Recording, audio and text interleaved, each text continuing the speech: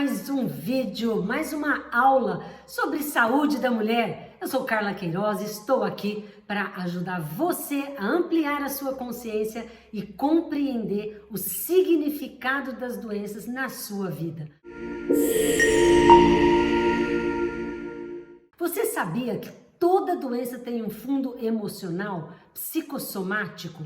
Eu estou falando as mais comuns na saúde da mulher, mas depois dessas eu vou entrar a medicina adentro, desfrutando aí com vocês, desmistificando, desvendando com vocês todos esses mistérios da raiz, da verdadeira raiz das doenças, né?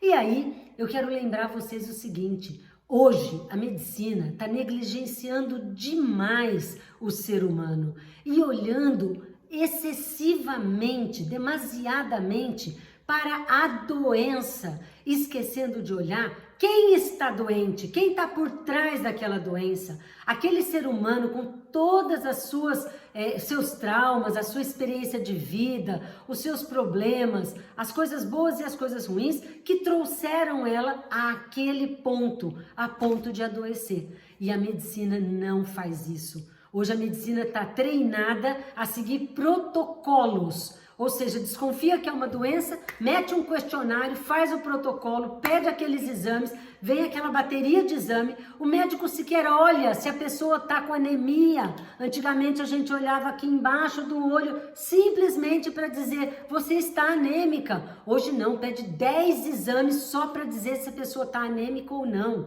E a medicina acabou se perdendo nessa história de muito exame, muito protocolo, né? E exames feitos com máquinas caríssimas. Não se toca mais no cliente, ninguém vai lá e palpa um abdômen, ninguém tem mais aqueles olhos na ponta do dedo que quando eu fiz medicina, eu aprendi. Você não deve ouvir só com o ouvido, você ouve com a ponta dos dedos. Ao você examinar uma barriga, ao tocar um tórax, quando você faz assim, ninguém faz isso mais. É tudo, vai lá, faz uma tomografia, faz uma ressonância magnética, tantos exames que a gente até se perde.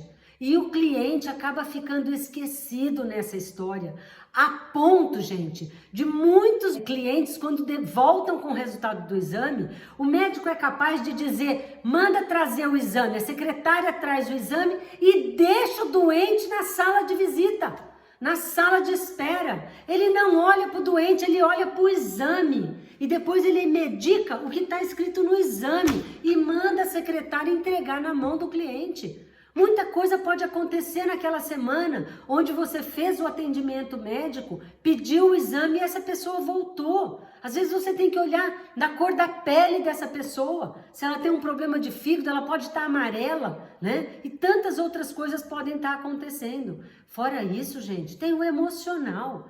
Quem adoece é porque tem uma criança interna com um trauma não resolvido, gritando, pedindo socorro, pedindo ajuda. E quando o médico tem essa atitude de só olhar para o exame, só olhar para a doença, ignorando aquele ser humano que está lá, muitas vezes aquele trauma infantil de quem não olhou para as necessidades daquela criança acabam ficando muito piores e a doença acaba piorando, tá? E mais uma coisa que eu quero falar para vocês antes de entrar na doença propriamente dita, hein? É o fato de que muitas medicações, principalmente as medicações para doenças psiquiátricas, tá? Elas acabam tamponando o problema. Sabe, quando tem uma pressão querendo sair, você vai lá e põe um tampão e rosqueia com 2 parafusos bem forte, aí a pressão vai ficar e não consegue sair. Até um ponto, ou a pessoa esquece de tomar o remédio, ou não consegue comprar, ou acontece algum gatilho na vida dela que aquilo estoura e pronto, ela vai ter um surto. Aí vai para o médico vai dar um remédio mais forte, porque aquele já não está fazendo efeito. E volta o efeito tamponamento dos sintomas. Por quê? Porque ninguém escuta o que aquela pessoa está gritando, pedindo socorro ao adoecer, tanto fisicamente quanto emocionalmente. Mas a doença que eu vou trazer hoje é uma doença mais simples, tá? É a bartolinite. Carla, que nome esquisito, parece borboleta. Não, não é borboleta, é bartolinite. Então, na vagina da mulher, que parece uma coisinha assim, ó, né? Nós temos aqui embaixo duas glândulas chamadas glândulas de Bartholin. E lá em cima, quando tá fechando lá a vulva aqui em cima, a gente tem mais duas glândulas chamadas glândulas de Skinny, tá? E essas glândulas, elas são responsáveis pela lubrificação da vagina, pelo orgasmo feminino, que não é e jamais será um orgasmo volumoso como é o orgasmo masculino. Então os homens que entram aí para ver o que as mulheres estão falando, entendam que a mulher, o fato dela às vezes estar mais seca, não estar muito lubrificada, não significa que ela não está com tesão, significa apenas duas coisas: ou ela não está no período fértil, a natureza não está preparada naquele dia, o hormônio, ela não está fértil, não tem óvulo para ela engravidar, então a natureza não entende que ela vai ter uma relação sexual por prazer, então ela vai ter um pouco mais de dificuldade de lubrificar. Nada demais, o homem pode ajudar essa mulher a se lubrificar de outras formas. E a outra é exatamente a bartolinite, quando ocorre uma inflamação que obstrui a saída dessa secreção da glândula de Bartholin. E ao obstruir, como é um processo inflamatório, e a vagina ela é cheia de bactérias naturalmente infectada, assim como a boca, né? Ela pode eventualmente cair ali dentro, uma bactéria dentro dessa glândula de Bartholin inflamada e começar a formar pus. E aí ela forma uma bolsa lá dentro, porque como está entupido, não consegue drenar. E olha, é muito dolorido. É muito chato e é muito ruim, inclusive porque mexe com a mulher, ela não consegue se sentar porque dói para sentar, ela vai andar, dói para andar, o marido procura para ter relação, dói, ela vai falar que não, o marido vai reclamar porque você sempre fala que não, mas tá com uma bartolinite, tá com um problema. E muitas vezes essa bartolinite é recorrente.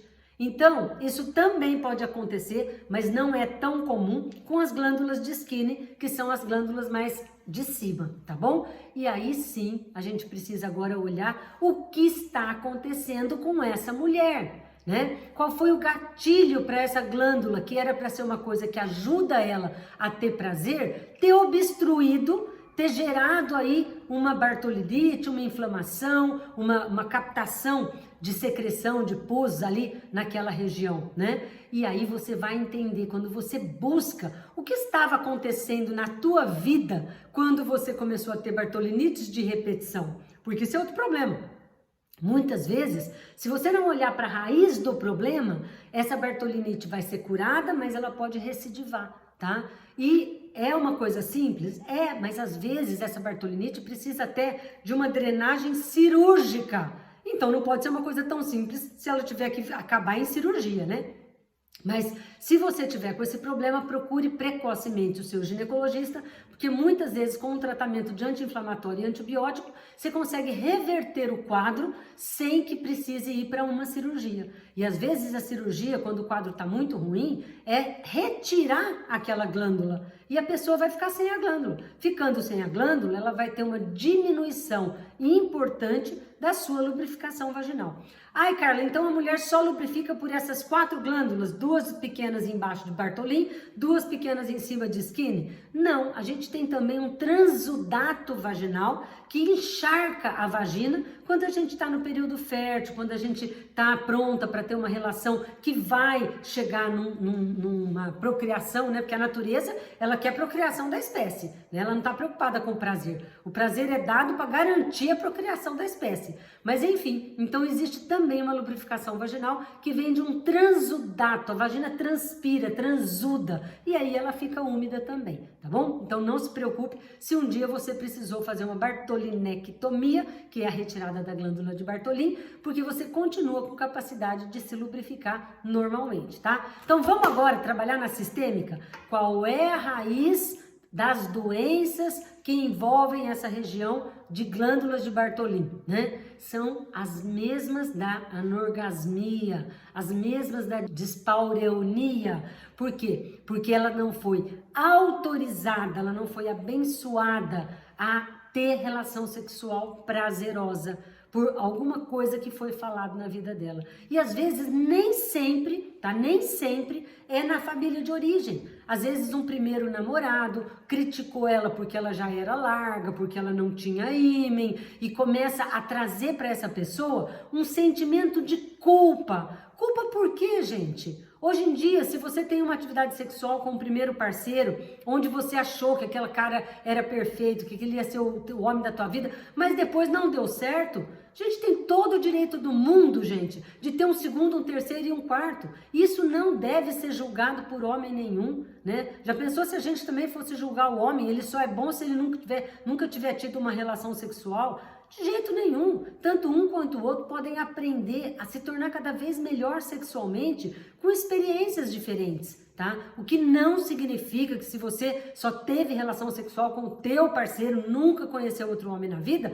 você tá perdendo tempo, você não é tão boa. Absolutamente. Eu tenho certeza que no decorrer da tua vida, do teu casamento de 20, 30, 40, 50 anos, você teve diferentes fases sexuais, né? Aquela do pós-casamento, que a gente está toda excitada, aquela que a gente engravida, então a mucosa vaginal muda completamente quando você está grávida, aquela pós-parto, que a vagina está mais seca, aquela que depois de um tempo que a criança já cresceu, parou de mamar, a gente volta a sentir o tesão e quer fazer uma segunda lua de mel na vida, e assim por diante. Então, numa única relação, você é capaz também de transcender, de crescer, de evoluir sexualmente, tá bom? E aí, então, cuidado com aquilo que se diz sobre a vagina da mulher, né? Ajude a sua filha ou as pessoas que você tem condições de orientar, se você é psicóloga, se você é uma pedagoga, se você é mesmo uma ginecologista, de você orientar isso, porque quando a pessoa entende como funciona o mecanismo,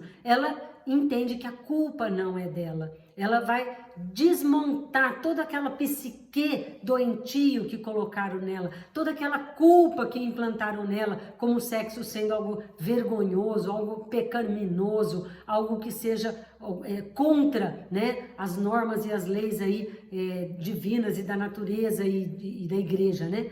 Então, você deve só orientar, mostrar para a criança como funciona aquela região pélvica, né? E que existem fases e fases para a gente começar a utilizar essa região pélvica com o intuito de ter prazer, de se vincular a uma pessoa de fora da família, autorizada a um dia ter descendentes e dar continuidade para a vida, né? Então, eu espero que você tenha curtido esse vídeo e compartilhe com outras pessoas, se inscreva no meu canal, porque eu estou nessa toada de fazer vários vídeos falando da saúde da mulher e depois também da saúde de outras doenças aí que fogem dessas doenças mais comuns da psicossomática, tá? Então, que são doenças que o emocional leva a pessoa a ficar doente. Mas todas as doenças, Carla, têm um fundo psicossomático? Sim, todas as doenças. Mas até o Covid, por exemplo, que nós tivemos uma pandemia aí alguns anos atrás, sim, por que algumas pessoas ficaram muito mal e até morreram e outras passaram super bem? Porque existe alguma coisa por trás do que você entende da doença que te deixa mais vulnerável ou não para adquirir aquela doença. Lógico que o vírus, assim como o vírus do H1N1, assim como o vírus da Covid e com outros que virão, né? Assim como eles atingem o sistema imunológico da gente, eles conseguem entrar e causar uma série de transtornos mentais, emocionais, neurológicos, sistêmicos, hematológicos, né? Trabalhando aí na parte vascular. Covid foi um que atrapalhou muito a parte vascular e cognitiva das pessoas. Isso acontece, mas é a gente, com o emocional da gente, que abre ou não espaço para a entrada desses bichos, para a entrada dessas doenças. Então é só eu criar consciência, eu nunca mais vou ficar doente? Gente, é lógico que não. Mas é lógico que se você estiver atento ao que aquela doença está querendo te falar, eu tenho certeza que você vai conseguir tirar de letra e sarar muito mais rapidamente. Bom, gostou? Compartilha, acione aqui o sininho para receber a informação para o meu próximo vídeo, para você ser notificada e se inscreva no meu canal, vai ser uma alegria ter você aqui comigo. Beijo!